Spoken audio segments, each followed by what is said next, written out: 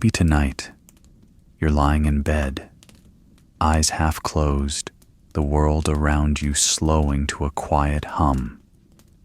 And maybe, just maybe, you're ready to drift back with me to another time, another place, to a day that changed everything. They called it the day we were free. It's a moment often painted in bold colors, flags waving, chains falling to the ground, voices lifted in songs of joy. But the truth is more complicated.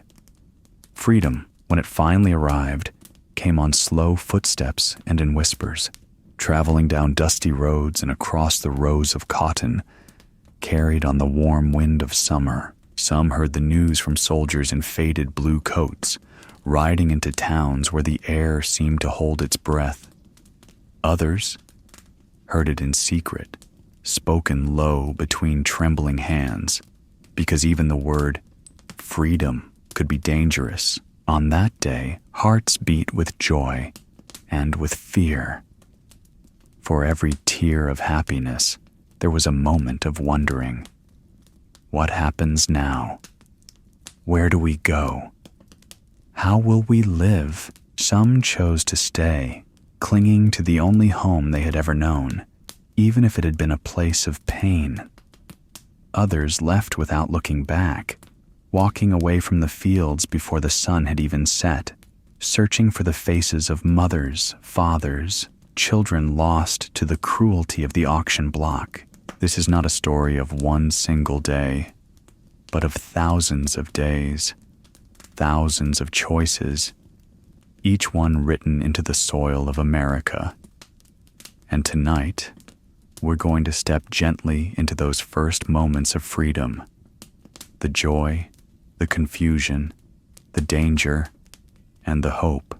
Welcome back to Sleepy Town Radio, where the past is soft, the stories are slow, and the night never rushes you. Here, we don't just remember history, we walk through it in the quiet, at a pace that lets every detail breathe. So close your eyes if you'd like. Imagine the scent of warm earth in the air, the far-off sound of footsteps on a dirt road. Picture the fields, the tall green rows swaying in the breeze. Somewhere in the distance, someone is running. Someone is crying. Someone is whispering words they never thought they'd hear. Freedom. And with that word comes the weight of a new life. The sun is high over Galveston, Texas, and a group of Union soldiers is about to read an order that will change 250,000 lives forever. The summer sun was already high over Galveston, Texas, when the ships appeared on the horizon.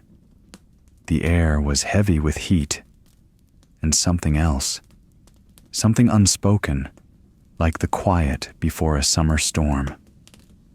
In the streets, word began to ripple ahead of the soldiers, carried from porch to porch, whispered across wooden fences and down the rows of cotton. It was June 19th, 1865, and the Union Army had finally arrived. At the head of the force was Major General Gordon Granger. He rode into town not with the roar of battle, but with the steady purpose of a man who had come to end a chapter of history. Behind him marched soldiers in faded blue, their boots thudding against the sun-baked earth, the sound echoing off weathered, clappered buildings.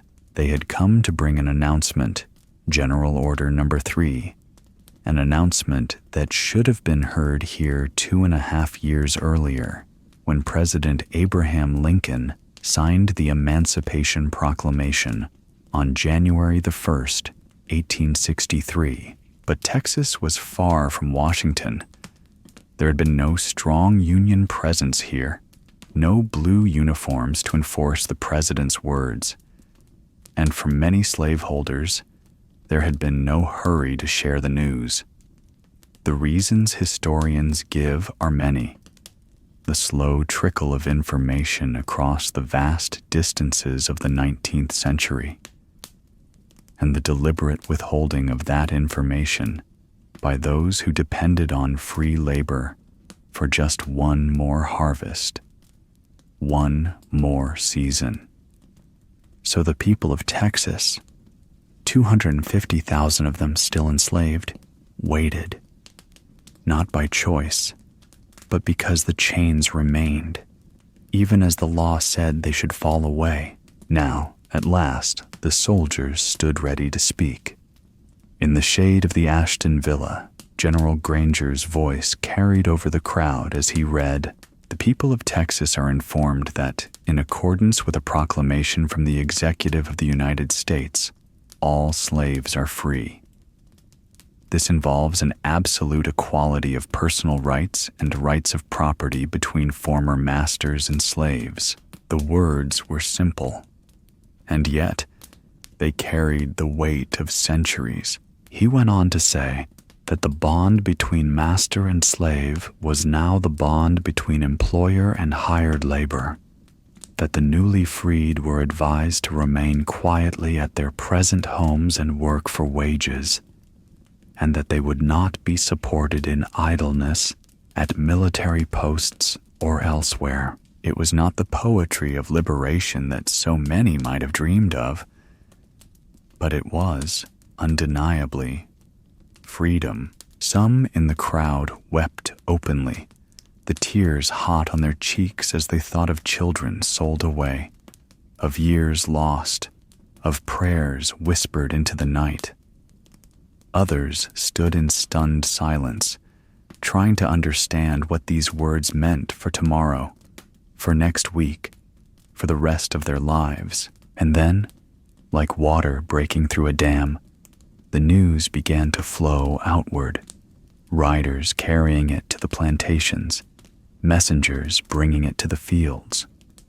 Some ran to tell their families, some simply stood still, letting the sunlight wash over them as if to test whether the world truly felt different. In that moment, there was no single reaction, no common script. Some dropped their tools and walked away before the sun had set. Others, uncertain and afraid, stayed in the only place they had ever known. The fields, the cabins, the dirt paths between them. They had been a prison, but they were also the only home some could imagine. But for many, the choice was clear. The road out of Galveston filled with footsteps, men, women, and children walking away into the Texas summer, heading north or east or west, following the faint trail of family ties, or chasing the hope of work, or simply seeking a place where they could breathe freely. There was joy, there was relief, but there was also the quiet knowledge that freedom was not an end. It was a beginning, and so June 19th became a day remembered not just for the words that were spoken, but for the journeys that began. Journeys toward loved ones long lost. Journeys toward towns where schools might open their doors. Journeys into the uncertainty of a life unbound, but not yet secure. Juneteenth, they would come to call it. A day when freedom finally reached the last corner of the Confederacy, carried on the voices of those blue-coated messengers, and planted in the hearts of the people who had waited far too long to hear it. The sun set slowly that night, casting long shadows over Galveston's streets.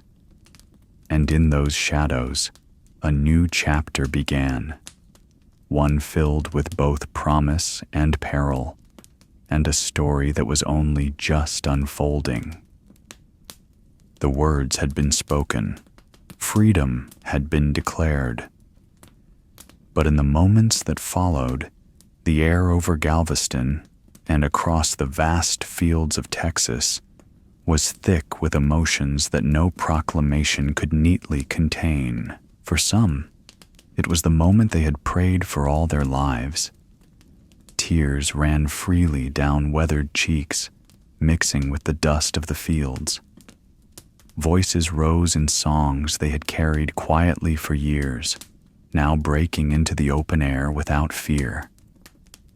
There were embraces between friends and neighbors, between mothers and children, between men who had stood side by side in the furrows for decades. The weight of centuries seemed to lift, just for a moment, under the warmth of the summer sun. Yet, alongside joy, there was something else. A quiet tremor, an unease that moved through the crowd like a cool wind on a hot day. Freedom was a gift, yes, but it was also a question. And the answers were not yet clear. Where will we go? How will we live? For some, the decision came instantly. Younger men and women, strong in body and restless in spirit, left before the day was over.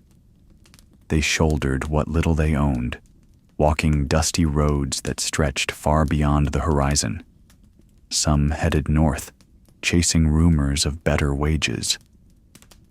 Others made their way to neighboring states in search of family, piecing together the fragments of kinship scattered by years of sale and separation.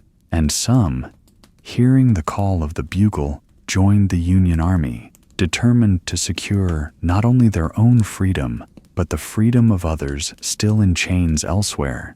But not everyone left. In the words of Booker T. Washington, the very first day of freedom saw many of the older men and women slip quietly from the slave quarters back to the big house, seeking out private conversations with their former masters. There, away from the noise, they spoke of the future, of wages, of shelter, of work that, though still hard, might now be their choice to accept or refuse. For those who were elderly, sick, or simply too weary to face the unknown, leaving the plantation meant leaving the only home they had ever known, however harsh it had been. They had no land of their own, no savings, and in many cases, no family left to turn to. For them, freedom was a heavier burden than it was a joy. The choices people made that day, and in the weeks and months that followed, were shaped by age, health, family ties, and the deep personal scars of bondage. Annie Alberton, who was just a child when she heard the news in Alabama, remembered that every slave who was not sick or disabled left immediately. Her mother ran away that very night. Annie and her younger sisters stayed under the care of their mistress, a woman who tried to persuade her husband not to tell the others of their freedom, and who forced those too ill to work to remain in the fields until the crops were planted. The emotions were rarely simple. Even among those who left, there was fear. The world outside the plantation was uncharted. Laws were unclear. The promise of fair wages was often just that, a promise. And the reality of being free meant suddenly bearing the full weight of survival in a society that had never seen you as equal. For the former slave owners, the reactions were just as varied. Some, like the family Washington described, felt a genuine sadness, not for the loss of their property, but for the breaking of long and complicated human ties. Others, consumed by bitterness, clung to whatever control they could still exert, attempting to persuade or pressure the freed people into staying through the harvest. The day freedom came was not a single, unbroken chorus of joy. It was 1,000 different songs, sung in 1,000 different keys, some bright with hope, others low with doubt. It was the sound of feet on a dirt road, heading towards something unknown. It was the quiet creak of a cabin door closing at dusk, as someone chose to stay one more night in the only bed they'd ever slept in. Freedom had come. But in those first days, It was less a destination than a crossroads, one that stretched in many directions, with no signposts to guide the way.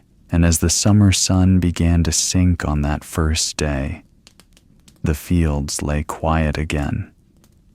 But in the hearts of those who had heard the news, something irreversible had begun.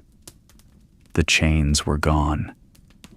The future, for all its uncertainty, was now their own to choose.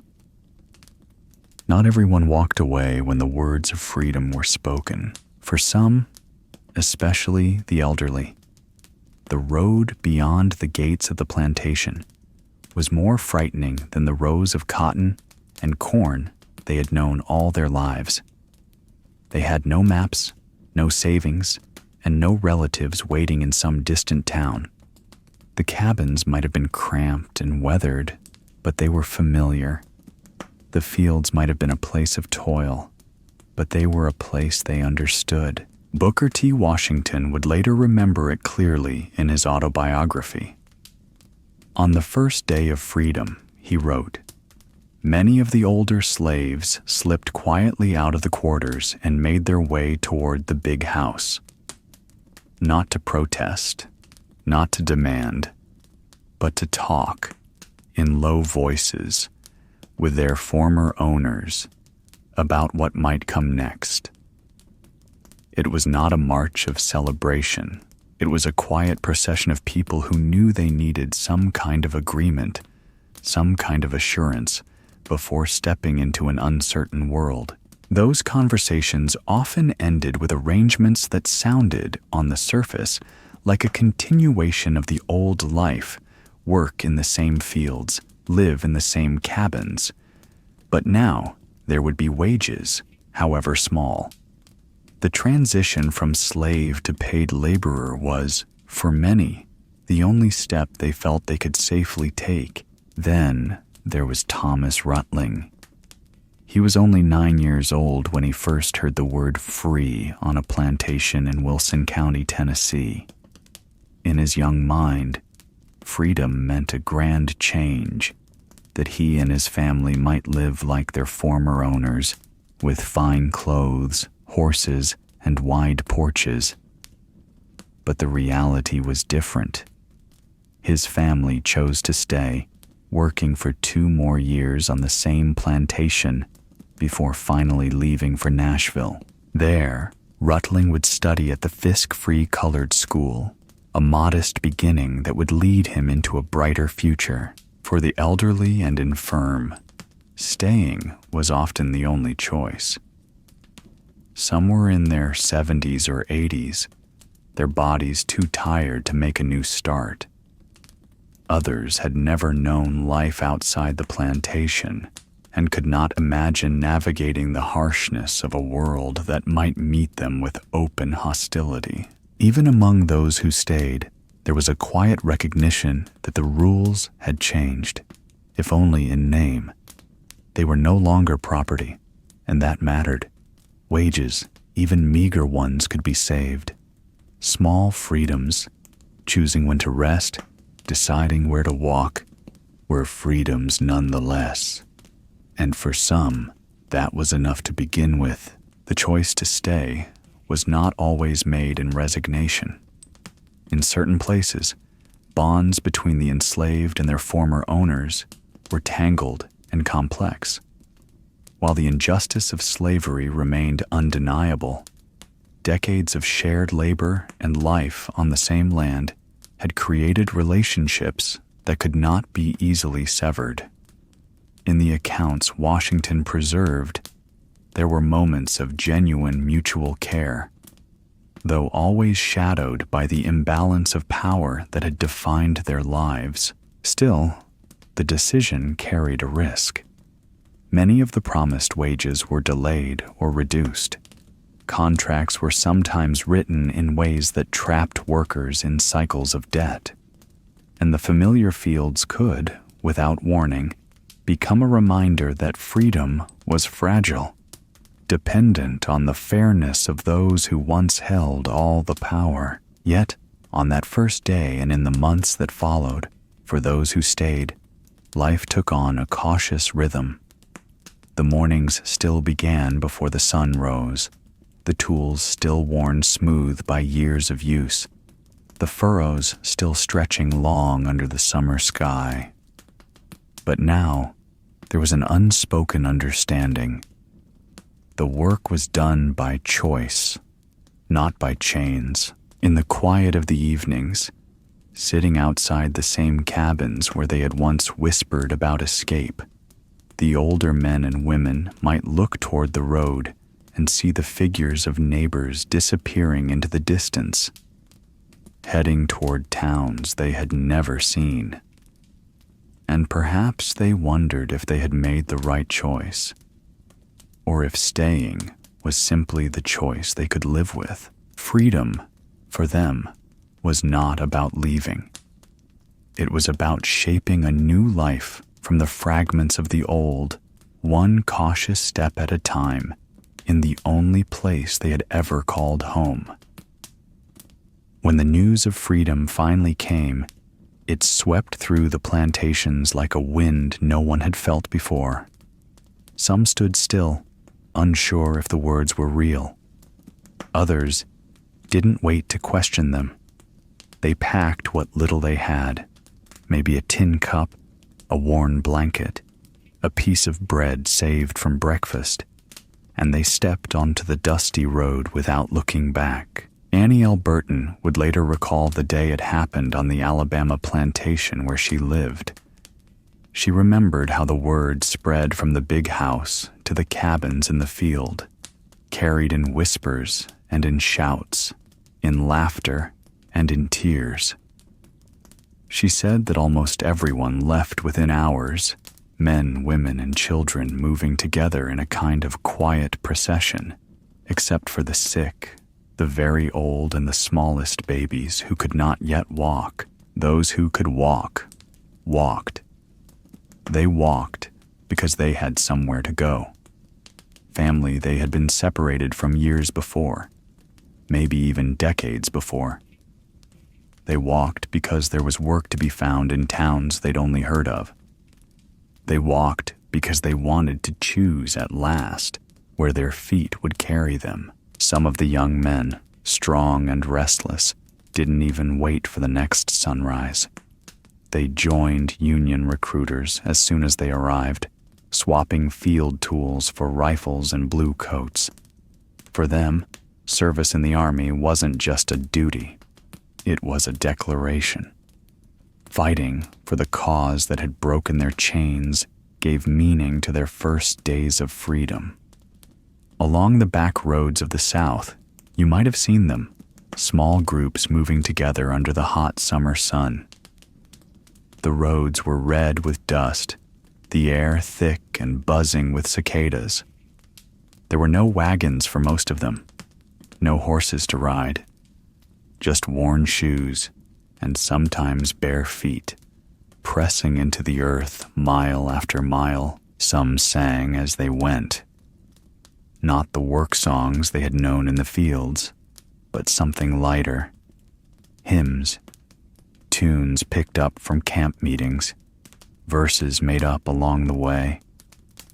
Others walked in silence, eyes fixed on the horizon, carrying thoughts too heavy to share. For many, the first stop was not the promised land, but simply another place to rest.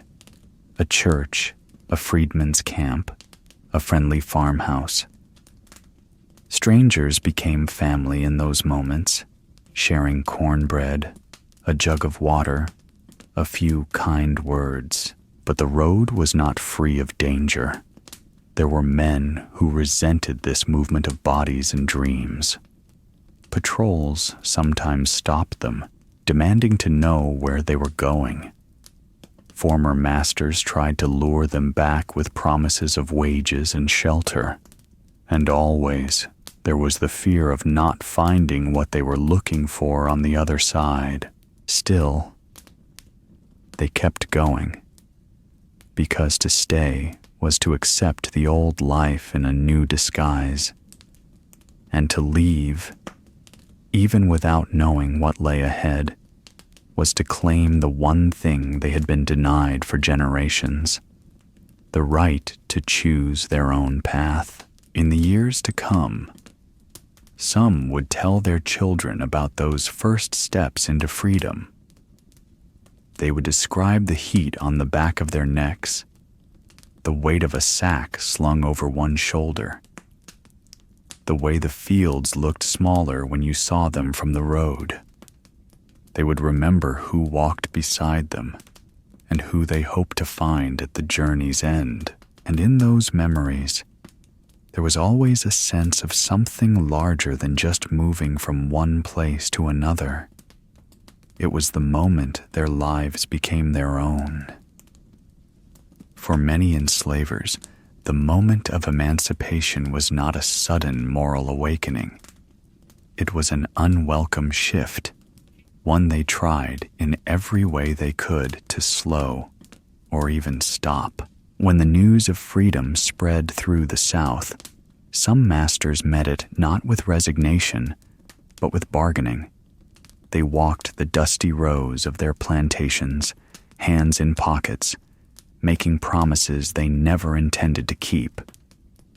"Stay until the harvest is finished," they'd say, "and you'll be paid in cash, or given a share of the crop."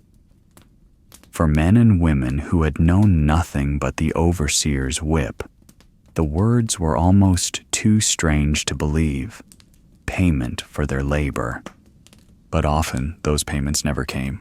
Henry Clay Bruce, who had been enslaved in Missouri, later recalled how his former master used every persuasion in the book to keep his workforce in place.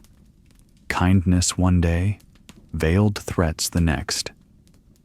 For some, the offer of food and shelter in exchange for finishing out the season seemed safer than stepping into an uncertain world.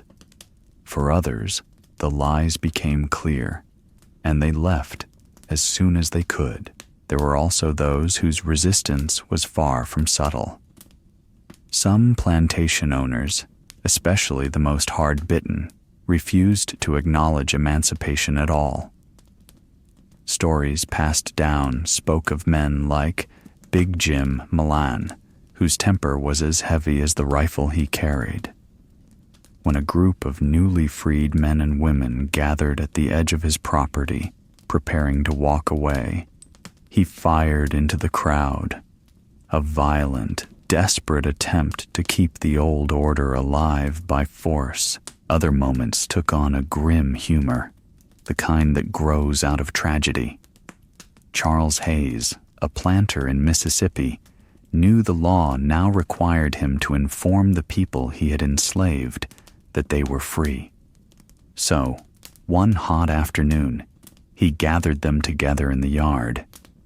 He delivered the news plainly, without joy, then promptly ordered barrels of whiskey brought out. By sundown, he was drunk enough to sing, the irony lost on him that the celebration was not his to have. For the men and women listening, it was a strange day.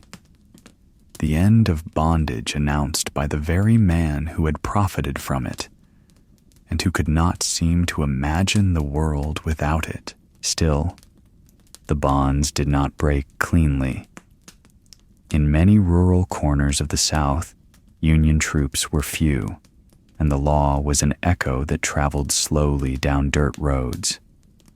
Some masters simply refused to let their former slaves leave, hiding behind the lack of soldiers or officials to enforce the order. Weeks, sometimes months passed before those people would hear the truth. Not from the man in the big house, but from a traveler, a soldier, or another freedman passing through. And yet, in every case, the old order was crumbling. The stubbornness of masters who tried to hold on was a final act of denial, a last attempt to keep the world as it had been. But the tide of freedom, once loosed, could not be pushed back. Men and women who had been bound to the land for generations were walking away, some quietly, some defiantly, toward a future no one could fully see. In the fading light of those summer evenings in 1865, you can almost picture it. A porch where the master sits alone, watching the silhouettes of people moving down the lane, their backs straight, their steps steady. Behind them, the fields remain, but they will not be returning. They came on horseback, on wagons, and on foot, dust trailing behind them, sunlight catching the brass of their buttons or the edge of a worn Union cap. Some were soldiers in blue, their boots caked with the red clay of southern roads. Others were government agents, preachers or recruiters, men carrying official orders, letters stamped with the seal of the War Department, or simply the unshakable conviction that the truth could no longer be hidden. They were the messengers of freedom. In places like Texas, Louisiana, and the far reaches of Mississippi, the war had ended on paper months before. But in the fields and plantations, the rhythms of bondage still beat on. Cotton still needed picking. Rice still needed milling. And the people who had labored under the sun for generations still bent their backs to the work, unaware, or perhaps only half believing, that the law had changed in their favor. That is where the messengers came in. Sometimes they arrived to cheers, crowds gathering as if for a Sunday sermon, women clutching children to their hips, men standing straight and tall in the presence of the uniform. The words they carried were more than ink on a page. They were a declaration that the order of the world had shifted. You are free. From this day forward, you belong to no master but yourself. Other times, the reception was colder. A lone rider might approach a plantation gate only to be met by the master himself, standing stiff and unwelcoming, hands buried deep in the pockets of his vest. There were those who would read the orders aloud, slowly, with the measured weight of law, and those who would be shouted down before the words could finish. James T. Ayers, one such messenger, later recalled how dangerous it could be. Riding into rural Alabama with the task of recruiting freedmen into the Union Army, he found himself in a tense standoff. The planters told the freed people they were still bound by contract, still obligated to finish the year's crop. Ayers, standing tall in his blue coat, pulled from his satchel the official papers from Washington. His voice carried over the gathered crowd. The war is over. You are free men and women now. No one can force your labor without your consent. Sometimes, the messengers brought not only the news, but opportunity. Right there, in the shadow of the big house, they called for volunteers to join the Union ranks, men who could help enforce the peace and defend the new freedom from those who would take it back. Many stepped forward without hesitation, trading cotton sacks for rifles, rows of crops for the long march of the soldier. For others, the choice was not so quick. There was suspicion. Who were these men to promise a better life? Could they truly protect them from the wrath of their former masters? And yet, time and again, messengers stayed, sleeping under the stars, breaking bread with the freed people, explaining the rights they now held under the law. In some places, the announcement of freedom was almost ceremonial. Soldiers would read the Emancipation Proclamation aloud in the yard, while elders nodded slowly, as if committing every syllable to memory. Children would stand on tiptoe to see the man in uniform, their eyes wide, not fully grasping the weight of what had been spoken. But in other places, the moment was quieter. a single soldier might lean down from his horse, telling a man in the field, "You don't have to do this anymore." That man would drop his hoe, look toward the house, and realize the truth was his to carry. By nightfall, the news would ripple outward, passed from cabin to cabin, whispered along fence lines, carried like a spark in dry grass. The messengers themselves were often changed by the journey. They saw the raw edge of a people stepping into the unknown, carrying nothing but the clothes on their backs and the hope in their hearts. They felt the joy when families reunited, and the sting when they learned that some would never be found. Freedom's arrival was not a single trumpet blast heard across the land. It was a patchwork of voices, each one adding to the chorus. It moved on weary feet, on hooves, in the creak of wagon wheels. It was carried in the hands of the messengers, men and women who risked danger, defied threats, and faced down those who would rather see the old order endure. And for every freedman or freedwoman who heard the words and believed them, who stepped out onto the road toward a different life, those messengers became more than just bearers of news. They became part of the memory, part of the story that would be told and retold in the years to come. The day the news finally came, and the world shifted forever. In the summer of 1865, the war was over. The guns had fallen silent, and a fractured nation faced the question of how to stitch itself back together. For millions of newly freed men, women, and children, the answer seemed to arrive in the form of a new institution, the Freedmen's Bureau. Its full name was long and formal, the Bureau of Refugees, Freedmen, and Abandoned Lands. But to the people it served, it was often simply called the Bureau. Established by Congress and placed under the War Department, its mission was as ambitious as it was urgent: to ease the transition from slavery to freedom. The Bureau's agents, often Union officers still in their worn blue coats, were sent into towns and crossroads where the scars of war were still fresh. They carried with them the authority of the federal government and a kind of fragile hope. Their job was to provide food for the hungry, medical care for the sick, legal aid for the powerless, and perhaps most importantly, a path toward education and self-sufficiency. In many places, they arrived to scenes of exhaustion and uncertainty. Families who had walked miles from old plantations waited by the roadside for guidance. Mothers clutched children who had never known a day without work from sunup to sundown. Men with weathered hands asked the same question, again and again. Where do we go from here? One of the Bureau's first and most vital tasks was recording names, the names of the freed. For generations, these names had been erased, changed, or reduced to the scrawled notations in a master's ledger.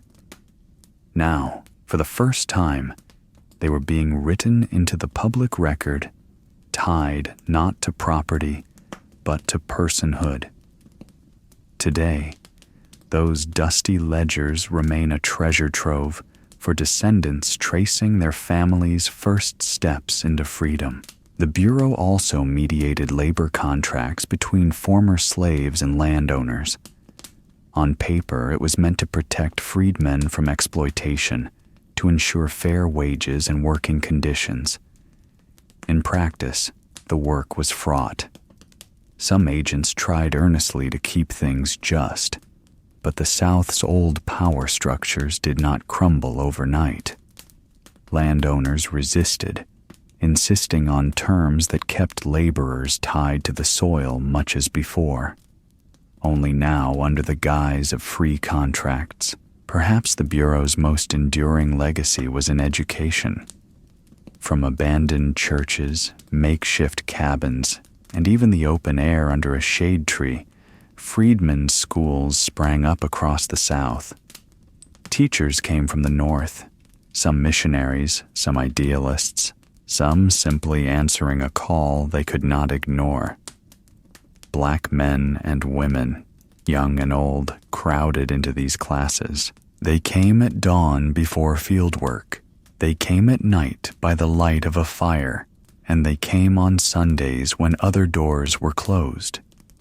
To learn to read and write was not just a skill, it was a declaration, and yet, for all its noble goals, the Bureau was beset by hardship from the start. Funding was thin, stretched too far over too many needs.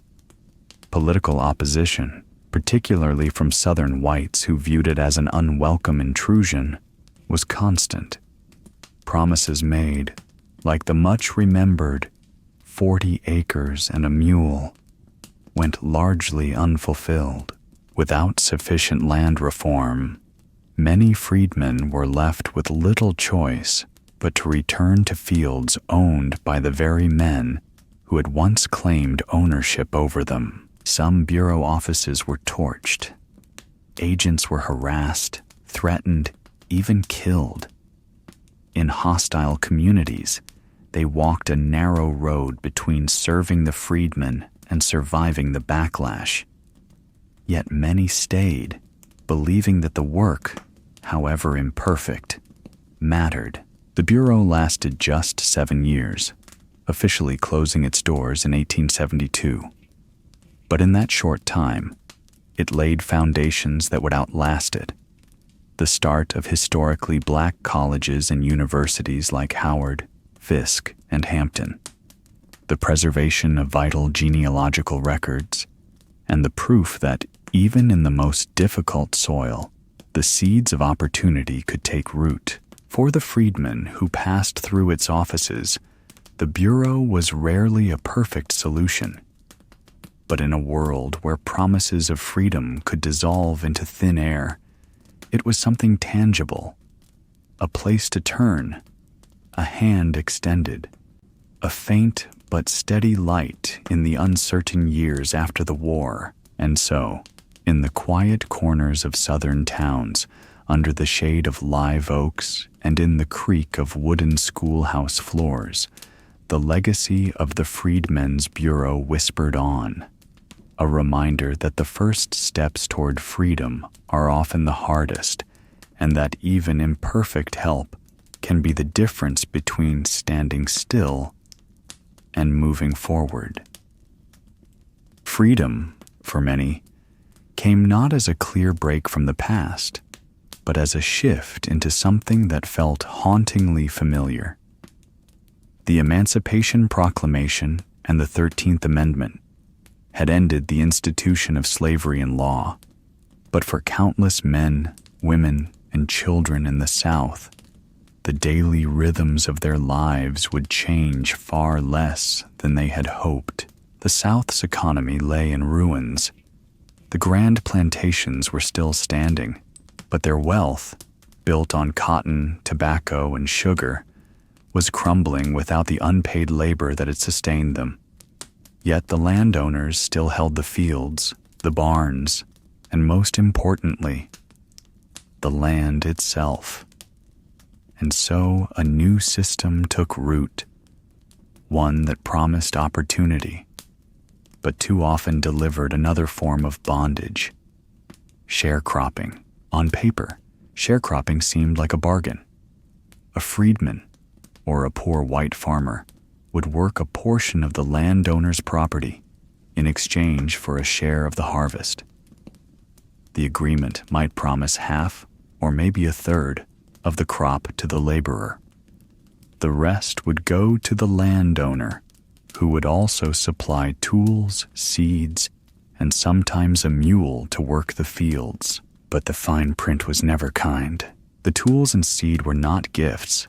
They were loans, recorded in ledgers kept by the landowner or the local merchant. Every sack of seed, every harness, every barrel of flour taken on credit would be tallied to be paid back at harvest time, with interest. If the harvest was poor, or if the prices dropped, as they often did, the debt remained. And debt had a way of clinging year after year until it felt as heavy as the chains that had once bound them. Formerly enslaved families might move into a cabin on the very same plantation where they had once labored without pay. The walls were the same. The fields stretched out just as they had before. The only difference was that now, instead of overseers with whips, there were contracts and debt collectors. The work was still from sunup to sundown, the calluses just as deep, the backs just as bent, and surrounding it all was a new set of laws, black codes, passed by Southern legislatures in the years after the war. These laws were designed to keep freedmen tied to the land and under white control. Vagrancy laws made it a crime to be unemployed. A freedman who could not prove he had a labor contract could be arrested and fined. Unable to pay the fine, he could be hired out to work it off. A thinly veiled return to forced labor. Even the contracts themselves were traps. Many freedmen could not read the terms, and those who could often found that the promises made in words were broken in practice. At the end of the season, the landowner might claim that the cost of supplies exceeded the value of the workers' share, leaving them with nothing but another year's debt. And so they stayed, trapped in a cycle that mirrored the past. Yet, for all its cruelty, sharecropping was also a place where resilience took root. Families planted vegetable gardens alongside the cotton rows, raised chickens, and hunted small game to keep themselves fed. Neighbors, bound by a shared history of hardship, gathered on Sundays for church, music, and fellowship. Stories were told, songs were sung, and hope was passed from one generation to the next like a fragile heirloom. The rows of cotton were still long, the work still backbreaking. But in the evenings, when the fields grew quiet and the cicadas sang in the warm dusk, there was at least the knowledge that the children sleeping in the cabin were not born into slavery. That mattered.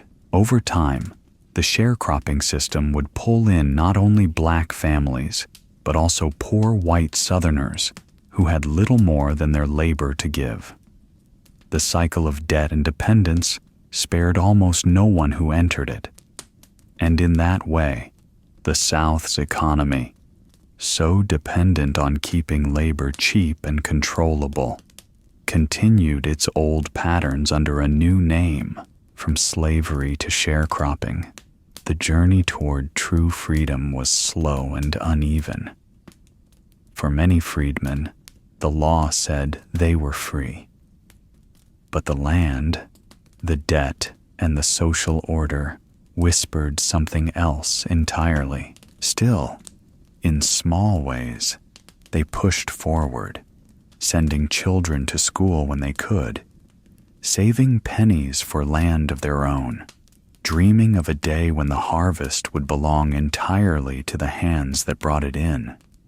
It was that quiet determination, sown like seeds into the furrows of Reconstruction, that would carry their descendants further down the road toward dignity and independence. Freedom had been declared. The chains were, at least in law, broken. But for many newly freed men and women, the world beyond the plantation gates was a place filled with unfamiliar rules. They could walk away, choose where to live, even decide how to work. Yet there was one truth they understood almost immediately. true freedom required more than open roads and empty hands. It required knowledge. For generations, the law had forbidden enslaved people to read or write. In many states, teaching a slave to read was punishable by fines, even prison. This wasn't just cruelty for cruelty's sake. It was control. A man who could not read a contract could not protect himself from its traps. A woman who could not sign her own name could not claim her wages. Illiteracy was another form of bondage, and it lingered long after the Emancipation Proclamation. So, in the first days after freedom, something remarkable began to happen. Across the South, in cabins lit by flickering lamplight, under shade trees in the heat of the afternoon, and in abandoned churches with missing pews, the freed people began to learn. Any scrap of paper would do, any stub of pencil, any neighbor or stranger who could form the letters. A Union soldier might pause on his march to teach a child the alphabet. A preacher who could read the Bible would hold evening lessons for a circle of eager faces. The demand was so great that in 1865, the federal government created the Freedmen's Bureau, not only to provide food and legal aid, but to help establish schools. Teachers came from the North, some young women from small New England towns, others missionaries driven by faith, and still others freedmen themselves who had learned before the war and now passed that gift on. The schools were humble places, a single-room structure with gaps in the walls, benches made from rough planks, chalk borrowed, books donated, slates scratched and re-scratched until the surface was worn thin. Yet inside those walls was something electric, a hunger that had been starved for centuries. Children would walk miles barefoot to attend. Parents, after long days of labor in the fields, would come at night, sitting shoulder to shoulder with their sons and daughters, tracing letters by lamplight. There was laughter too, and pride. The day a man could sign his name without an X was a day worth celebrating. The first time a woman read a Bible verse aloud to her family, she held her head a little higher. And for many, learning to read meant learning the words of the Constitution, the laws of the land, understanding, in black and white, the rights they had been told did not belong to them. It wasn't easy. Hostility toward these schools ran deep. White supremacists saw literacy as dangerous, a tool that could tip the balance of power. Schoolhouses were burned, teachers threatened, students harassed. Yet the lessons continued, sometimes in secret, with lookouts at the door. Knowledge had become an act of resistance. From these early efforts, larger institutions began to grow. Schools like Howard University in Washington, D.C., Fisk University in Nashville, and Hampton Institute in Virginia. These were places where black men and women could receive a higher education, train as teachers, ministers, doctors, and leaders for their communities. They became beacons, not just of learning, but of dignity. In the years that followed, literacy rates among the formerly enslaved rose with astonishing speed.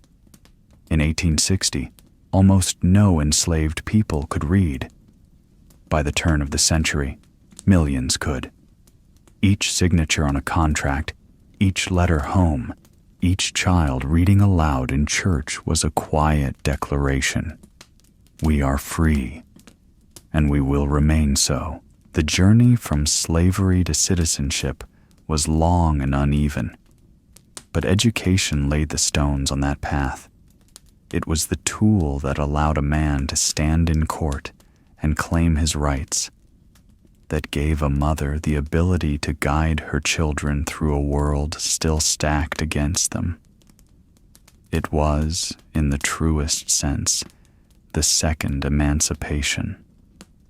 One written not on government paper, but in the minds and hearts of a people determined to claim their place in America's story. And so, in small schoolrooms and under open skies, they learned. And through learning, they built a freedom no one could take away. In the first summers after freedom came, Juneteenth was not yet the name it would one day carry. It was simply the day. The day when the men and women who had bent their backs under the sun without pay could finally look up, breathe, and say, "We are free." In Texas, where the news arrived late, the memory of that June 19th carried a weight unlike any other date on the calendar. The following year, in 1866, families who had once been enslaved gathered together in open fields, under live oaks, by the slow-moving rivers. They dressed in their best, starched white shirts, bright dresses sewn from whatever cloth could be spared. There were prayers, songs, and the smell of meat roasting over open flames. And most of all, there was gratitude. Gratitude for life, for breath, for the chance, however uncertain, to build something new. In those early years, Juneteenth was deeply personal. It belonged to the communities who had lived the wait, who had seen the soldiers ride in, who had heard the words of General Order No. 3 read aloud for the first time. The celebrations were not simply about the end of slavery. They were about survival, about the miracle of being able to gather in peace under the summer sun and know that no one could sell your child away tomorrow. But as the decades passed, the meaning of Juneteenth evolved. The first generation to live free began to pass their memories to the next, through stories told around kitchen tables, in church pews, and at family reunions. Each June, the young ones heard the old ones speak of the day the news came, and they understood that freedom had not been a gift handed down easily. It had been claimed, and it had been earned. In Texas, Juneteenth became a tradition so rooted that even during the long, hard years of Jim Crow, when segregation and discrimination threatened to strip dignity away once again, people still found a way to gather. Churches opened their grounds, farmers loaned their fields, and entire communities pooled what little money they had to keep the celebration alive. There were games for the children, readings of the Emancipation Proclamation, and long tables covered with food, red soda, watermelon, and sweet cakes. The color red in particular became a quiet but powerful symbol, representing the blood of ancestors, the resilience of survival, and the joy of life. For a long time, Juneteenth remained primarily a Texas tradition. Many in other parts of the country had never heard of it. But as Black families moved north and west during the Great Migration in the early and mid-20th century, they carried Juneteenth with them. In cities like Los Angeles, Oakland, Chicago, and Detroit, the day began to take root in parks, neighborhoods, and backyards far from Galveston. Still, recognition beyond these communities was slow to come. It wasn't until 1980 that Texas became the first state to officially declare Juneteenth a state holiday. That recognition sparked something, a quiet ripple that would grow over the next 4 decades. Other states began to follow, one by one, acknowledging that the end of slavery deserved a place on the national calendar, not just in the hearts of those who had lived its legacy. By the turn of the 21st century, Juneteenth celebrations had spread across the country. In some places, the day looked much like it had in 1866. Church services, family barbecues, community fairs. In others, it had grown into citywide parades, concerts, and festivals. But the heart of it remained the same, a remembrance of freedom hard won, and an honoring of the journey still unfinished. And then, in June of 2021, more than 150 years after that first gathering in Texas, Juneteenth was signed into law as a federal holiday. For the first time, the United States as a whole acknowledged what those first freed men and women had known in their bones, that June 19th was a day worth keeping. Today, Juneteenth is celebrated in every corner of America, from small towns where a single church picnic marks the occasion, to major cities where thousands gather in parks and streets. The spirit is the same. It is a day of reflection and of joy, of honoring the past while looking toward the future. It is a reminder that freedom is not a moment, but a living, breathing responsibility, that the struggles and victories of those who came before us are woven into the very fabric of our lives, and that on a warm June day, under open skies, we can still come together to sing, to remember, and to keep the promise of liberty alive. In this way, Juneteenth has grown from the soil of a single state into a celebration that belongs to the entire nation, yet it has never lost its roots.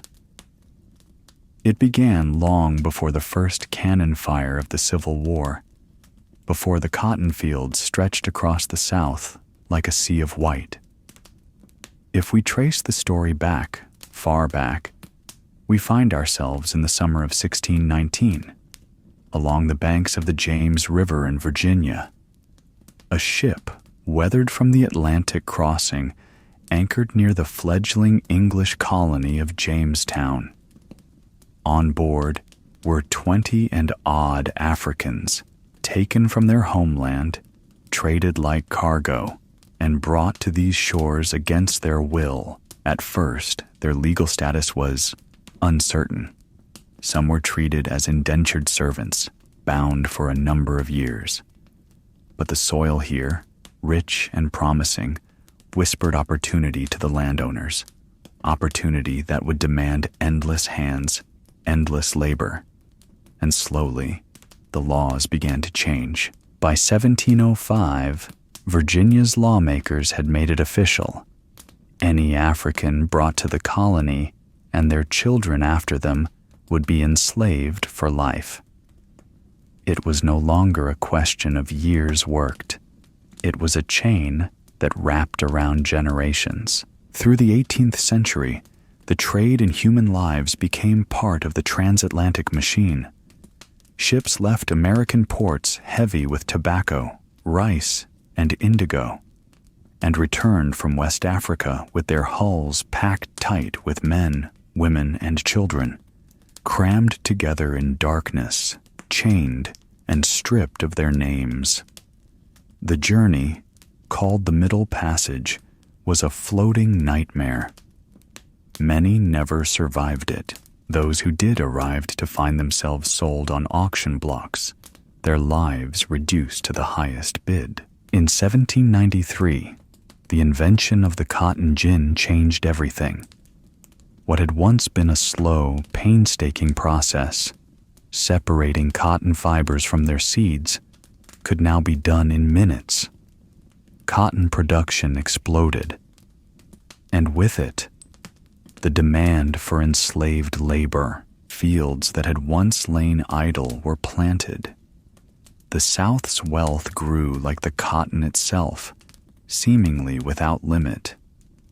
And at the heart of it all was a phrase you would hear again and again in that era: King Cotton. By the mid-1800s, cotton was not just a crop, it was the engine of the American economy. Over half of all U.S. exports came from those fluffy white fibers. England's mills ran on it. 4/5 of their cotton came from southern plantations. But what the world saw as commerce was built on the backs of people who had no say in their own lives. Families were torn apart on the auction block. Mothers held children tight, knowing they might not see them again. Men worked from the first pale light of dawn until darkness fell, their sweat feeding a system that called them property. They had no wages, no rights. And yet, in the slave quarters at night, they found ways to hold on to something the laws could not take: their faith, their music, their stories, their hope. Slavery became so deeply rooted in the South that it was hard for many to imagine life without it. Planters saw it as the backbone of their prosperity. Politicians defended it in Congress, and the economy, North and South, was entangled in it. Even banks, insurance companies, and shipping firms far from the plantations grew rich from its profits. It's easy, looking back, to think of slavery as something that existed in another time, in another world. But for over 2 centuries, it was the reality of millions of lives in America.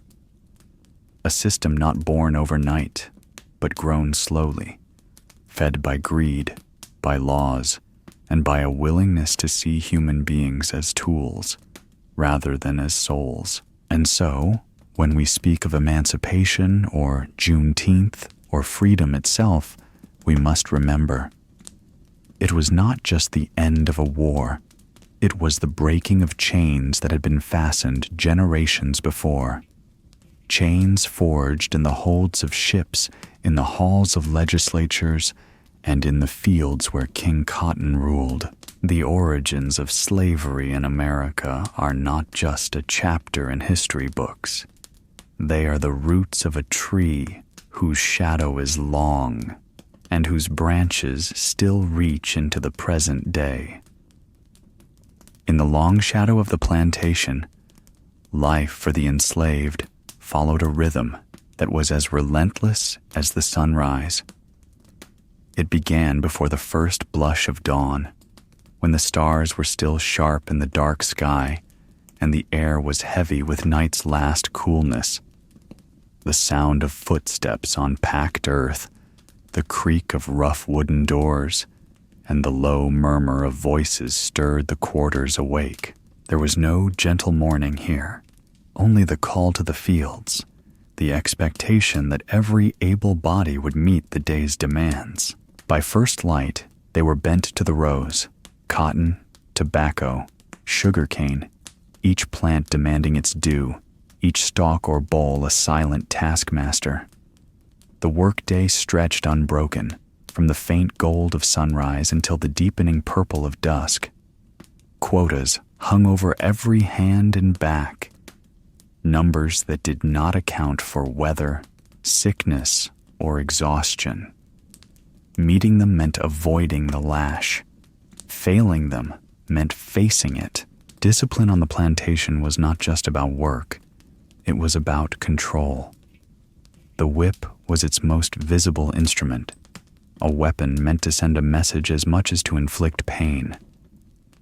But there were other punishments too: confinement, deprivation, public humiliation.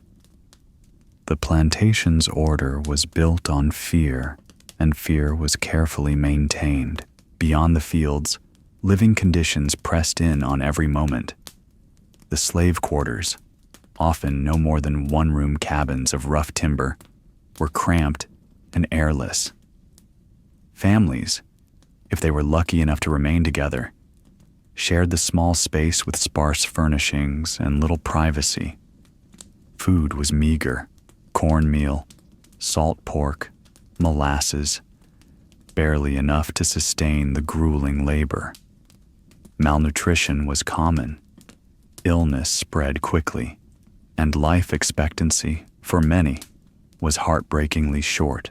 Yet perhaps the deepest wound was not the body's hunger, but the breaking of human bonds.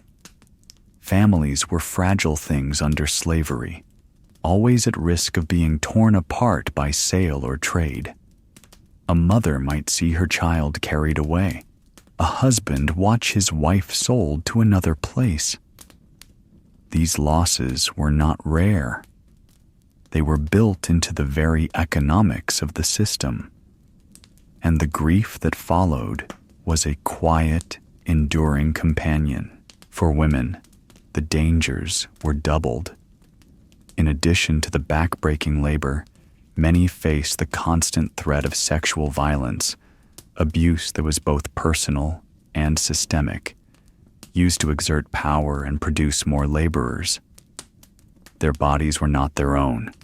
Their children were born into bondage before they even drew breath. All of this, the endless labor, the punishment, the deprivation, the violation, was meant to strip away dignity, to reduce a person to a tool, to erase their sense of self. But within those same shadows, humanity refused to vanish.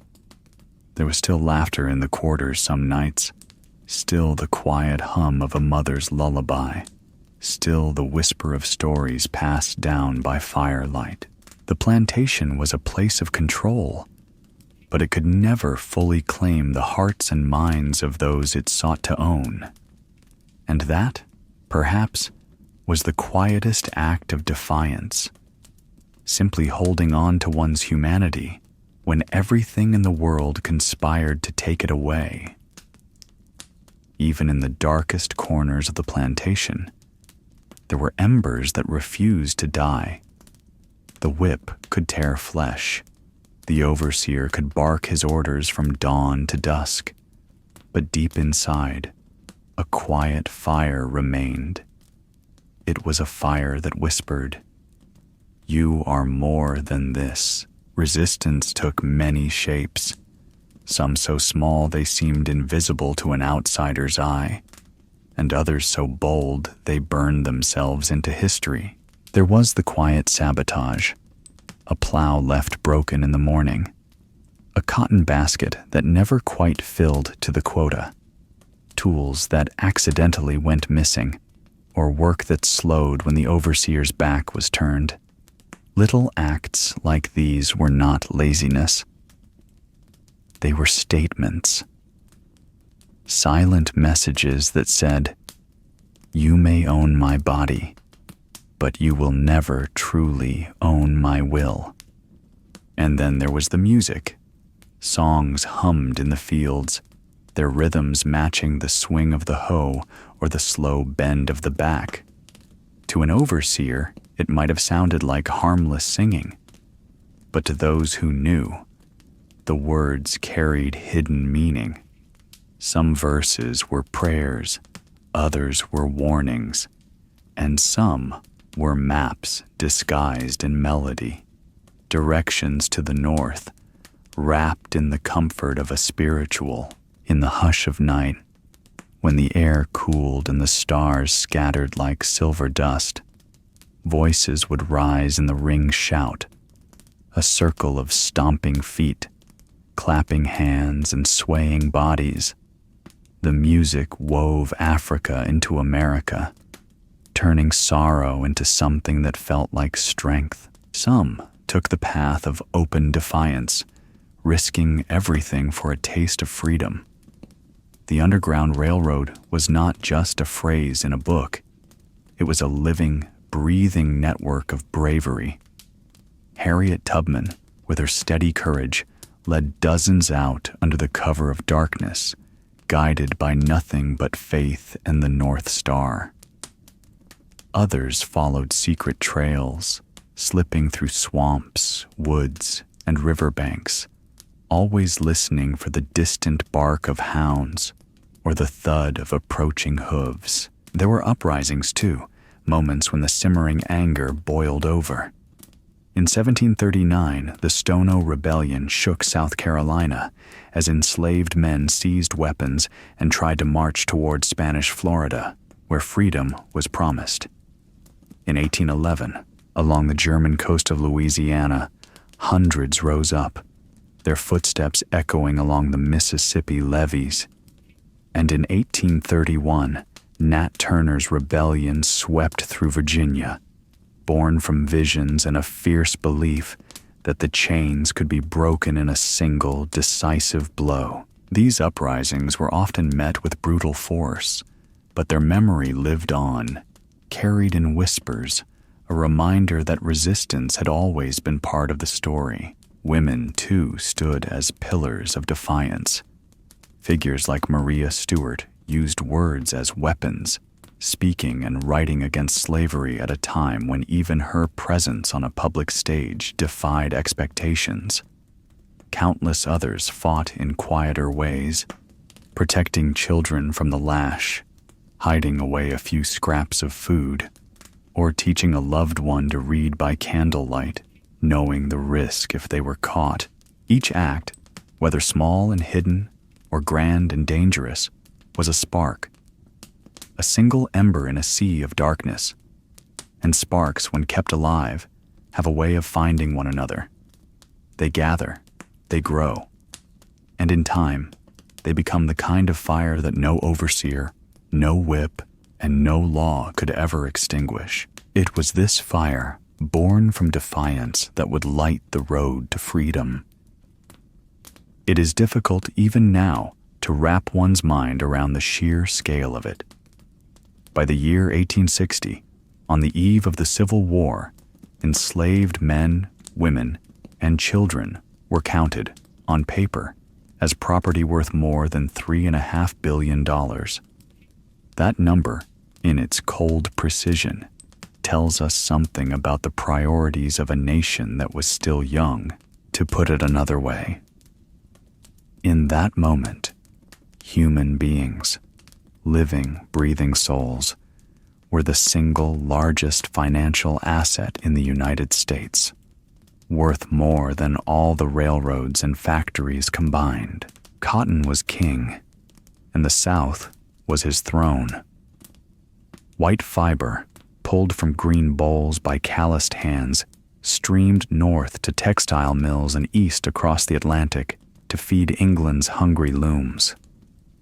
By some estimates, more than half of all American exports in the years before the war were raw cotton, and 80% of the cotton spinning in Britain's factories came from the plantations of the American South. Entire economies, on both sides of the ocean, depended on the unfree labor of Black Americans. And while it is tempting to draw a clean dividing line between North and South, the truth is more tangled. Northern banks financed Southern plantations. Northern ships carried the bales. Northern factories turned cotton into cloth, and Northern investors profited from the trade. The wealth of the young United States, whether in Charleston or New York, Boston or New Orleans, was braided together with the lash and the plow. In the great houses that stood at the end of oak-lined drives, fortunes were measured in both acres and people.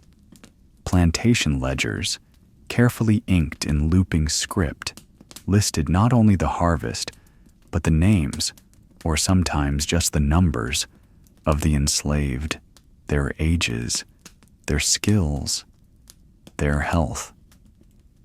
Children were counted too, their futures already bound in ink before they could speak their own names. And it was not just the cotton. Rice fields along the Carolina coast, sugar cane in Louisiana, tobacco in Virginia, all demanded relentless labor.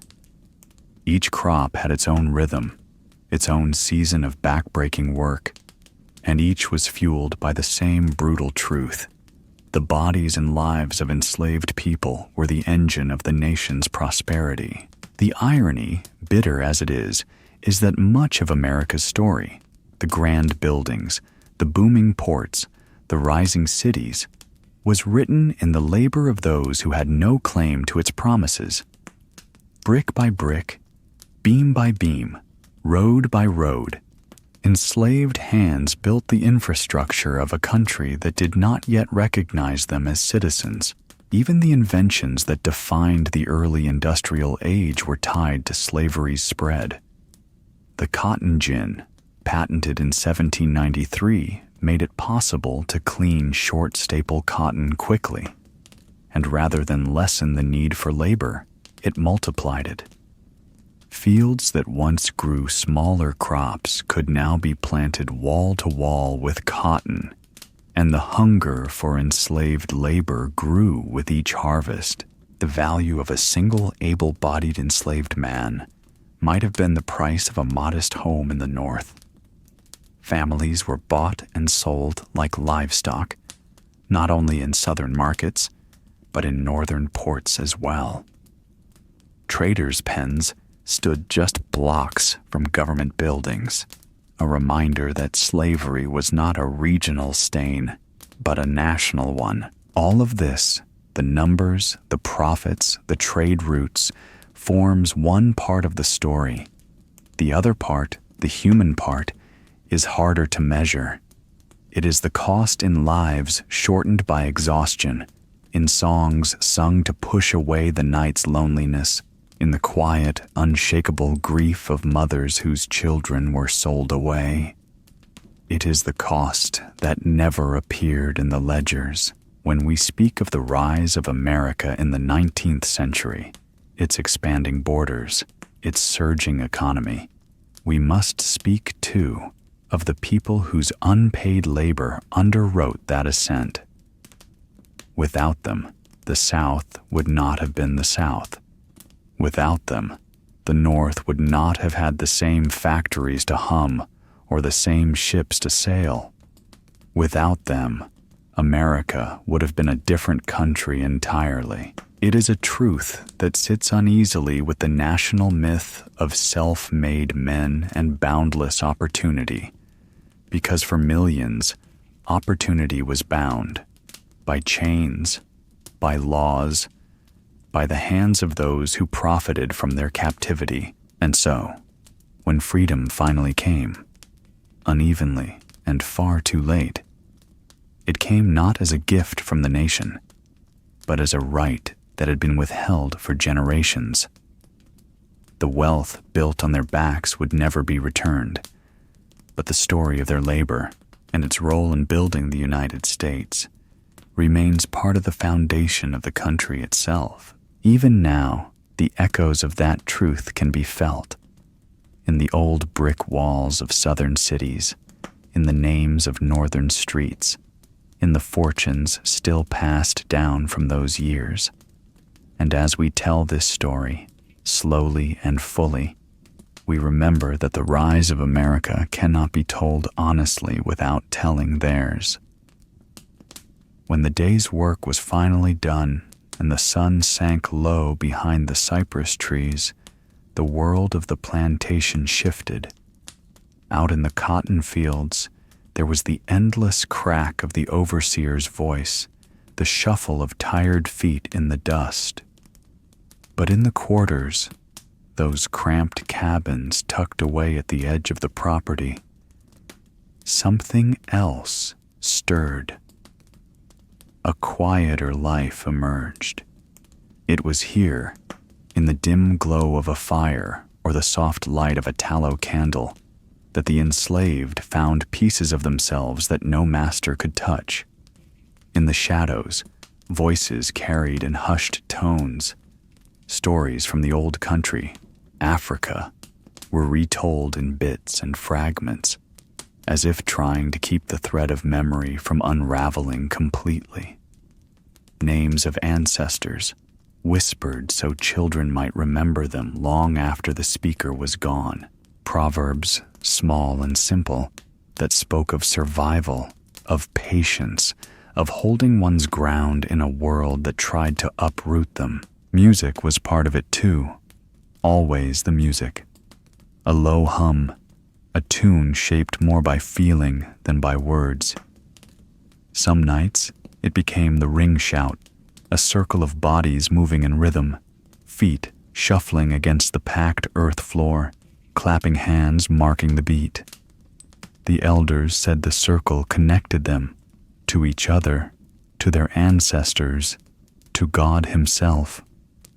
In the quarters, that circle was a small act of defiance, a way of saying, we are still here. Faith, deep, personal faith, lived in those rooms as well. Christianity, learned through the Master's Church, was blended with the spiritual traditions carried from across the Atlantic. The result was something uniquely theirs. A prayer meeting might begin with a verse from the Bible, then slide into a call and response chant that had crossed the ocean centuries before. To an outsider, it might seem ordinary, but to those gathered, it was a moment of holy reclamation. Faith on their own terms, not handed down from the pulpit of the big house. And there was laughter, quiet, careful laughter. The kind that bubbles up in stolen moments around a shared pot of food or over the antics of children chasing each other between cabins. It was dangerous, in a way, to laugh too loudly, to seem too joyful under such oppression. But in those whispers and chuckles, they reminded themselves they were still human, still capable of joy. For the children, the quarters were a classroom of another kind. Here, older folks passed down not just folk tales and riddles, but the unspoken lessons about survival. How to read the signs of weather, how to find herbs in the woods to heal a fever, which people could be trusted, and which roads to avoid if you ever decided to run. Knowledge was survival, and the quarters were where it was taught, away from prying ears. In the glow of those nights, they even dared to dream. A young man might sing a song about a place he'd never seen, a place where he was free to work for himself, to choose where he lived, to marry without the threat of being sold away. An older woman might hum a lullaby to a baby, imagining a future in which that child would never feel the sting of a whip. Dreams were dangerous too, but in the quarters they could be spoken aloud. Every so often, the music or the stories would shift into something more coded, a warning disguised as a song, a plan for escape hidden in a parable. Outsiders might hear only a pleasant melody, but for those in the know, the words pointed to a river crossing, a safe house, a night when the moon would be dark enough to run. The quarters were not just a place of rest. They were a network, a living, breathing line of resistance. These gatherings did not erase the pain of the day. They did not stop the whippings or the hunger or the cruel tearing apart of families, but they carved out a small space where dignity could survive, where people could remember they were more than the number of pounds they picked, more than the ledger entry that recorded them as property. In the morning, they would return to the fields, their backs bent under the same sun, but in their hearts they carried the warmth of those whispered nights. And in time, those whispers, stories, songs, prayers, would ripple out into the larger fabric of America. They would shape the blues, the spirituals, the gospel hymns, the rhythms that would one day move the world. They would keep alive the memory of who they had been, long before the ships came, and who they still were. Even in chains, the quarters were never just a place to sleep. They were a refuge, a council hall, a sanctuary. And for those who gathered there in the stillness of night, they were proof that even in the harshest captivity, the human spirit could find ways to breathe. Freedom did not arrive in a single, blinding moment. It was not born with the stroke of a pen or the sound of a cannon's last echo. It was a journey, a long, uneven road, winding through decades of voices that refused to be silenced. Long before the Civil War darkened the horizon, there were those who could not accept the idea that one human being could own another. In quiet meeting houses in Pennsylvania, the Quakers spoke against slavery, their plain voices carrying a radical truth that all men and women were equal before God. Their belief was simple, yet dangerous in a world built on chains. From the pulpits and printing presses came other voices, louder now, impossible to ignore. William Lloyd Garrison, with his newspaper, The Liberator, declared in bold, unflinching language that slavery was a sin and a national shame. He would not argue for a slow end or for compromise. He demanded immediate emancipation. His words, printed in black ink, burned like fire across the page, igniting hearts both north and south. And then there was Frederick Douglass, once a slave himself, now a man whose voice could move crowds to tears and action. His speeches painted slavery not as an abstract evil, but as a wound he had lived inside of. He spoke of the whip, of hunger, of being denied even the right to read.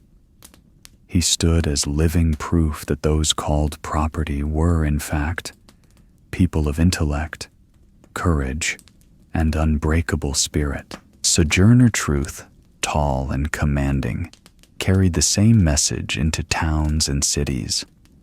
Born into slavery in New York, she escaped with her infant daughter and never stopped walking, never stopped speaking, for the rest of her life.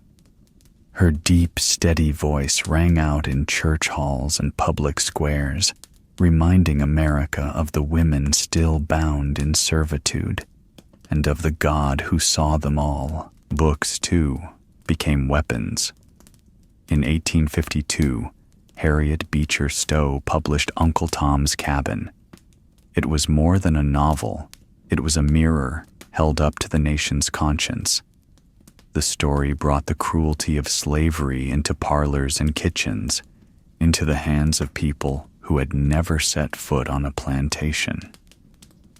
President Abraham Lincoln, upon meeting Stowe, is said to have called her the little lady who started this great war. Yet words alone could not break the chains. The question of slavery had woven itself into the fabric of politics, twisting debates, dividing states, and setting the nation on a collision course.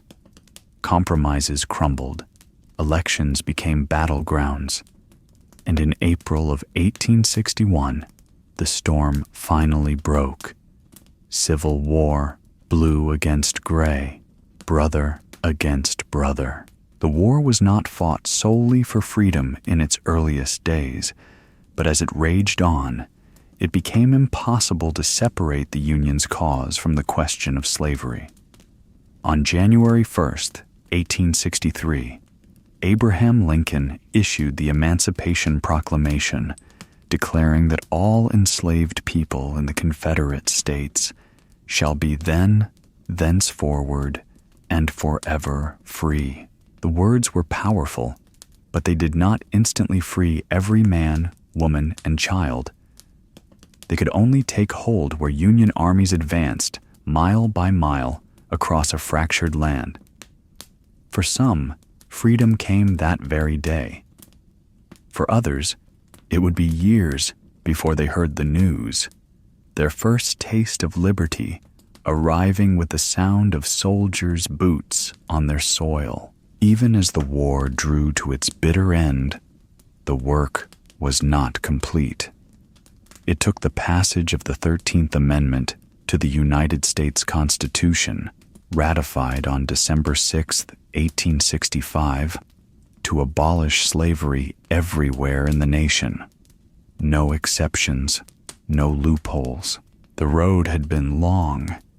It had wound through sermons and speeches, through whispered meetings and printed pages, through battlefields and bloodshed. It had been walked by the famous and the forgotten, by leaders whose names are carved in history, and by countless others whose courage lived quietly in their choices.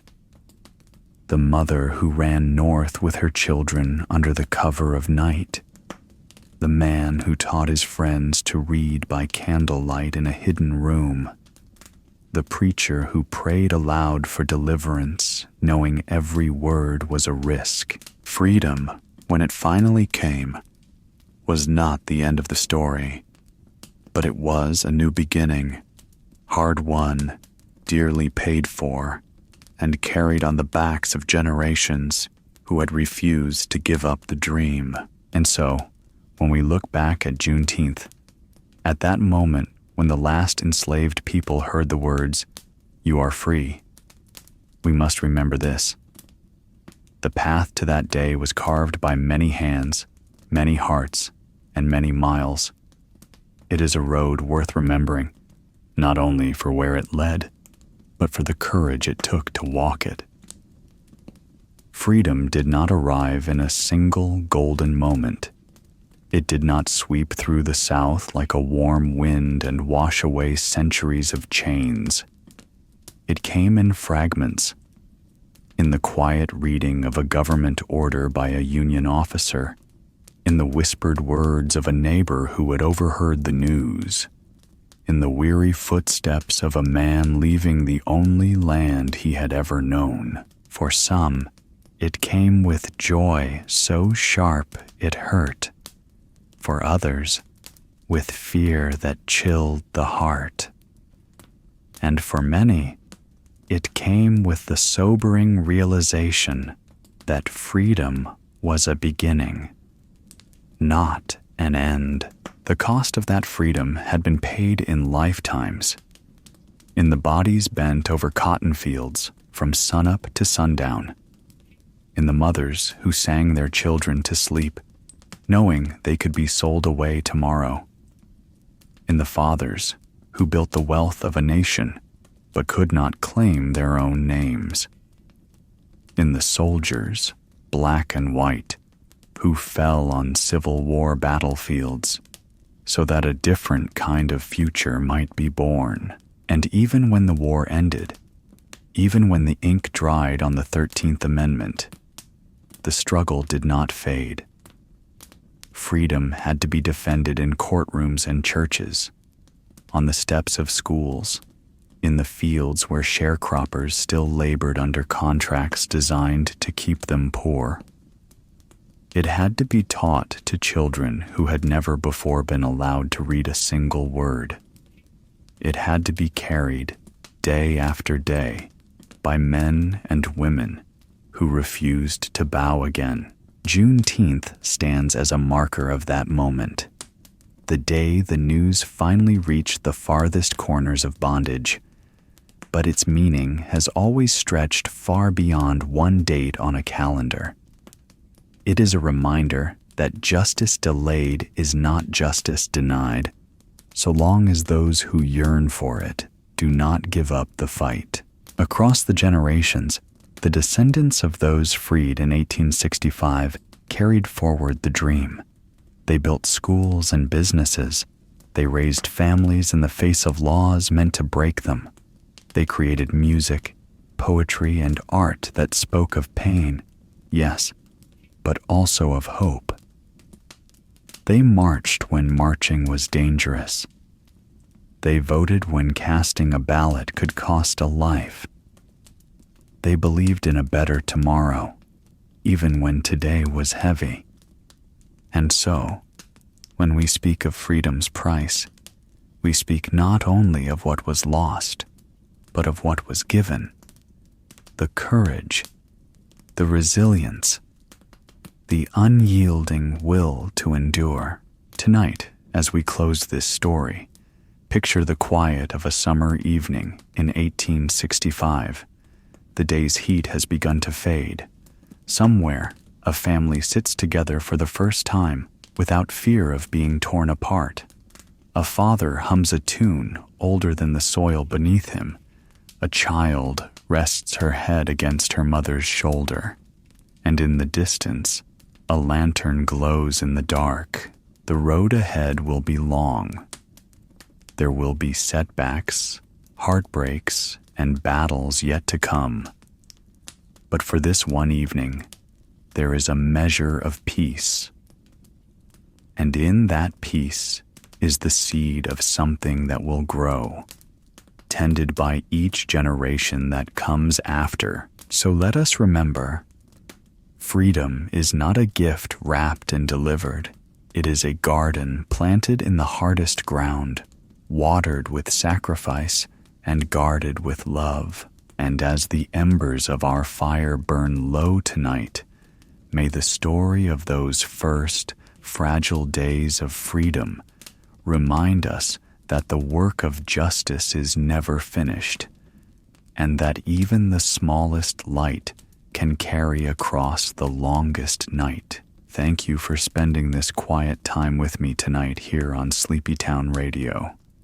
If your eyes are heavy now, let them close, and let the images of tonight's story drift into the soft edges of your dreams. May you rest knowing that the past, though often heavy, still holds its lessons and its light. From my heart to yours, good night, sleep well, and may peace find you before the morning comes.